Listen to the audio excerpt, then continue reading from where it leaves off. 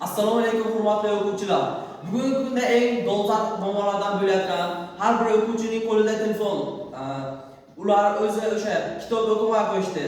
Biz ham shu maktabimizda o'sha kitob o'qigan odamlar bormikin, yo'qmikin buni tekshirib ko'ramiz. Marhamat, ketdik.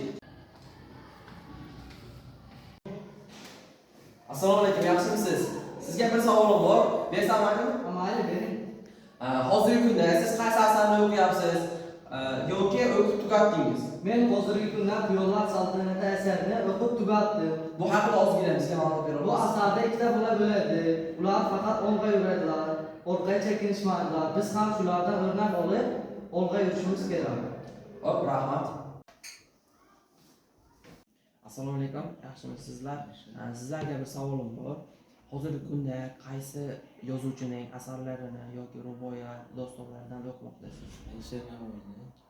Alisher Navoiy haqida ozgina ma'lumot bera olasizmi? Alisher Navoiy 1441-yil Xiros shahrida tavallud topgan. U ko'plab dostonlar asarlar yozgan. Hozirda men Farhod va Shirin asarini o'qiyapman.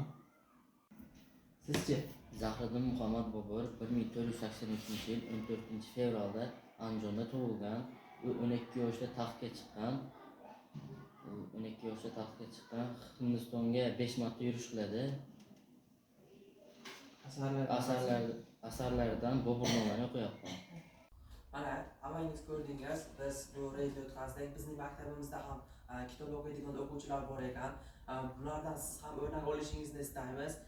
Sizga shu tayyorlab kelgan videomiz yakunlandi. Hammangizga rahmat.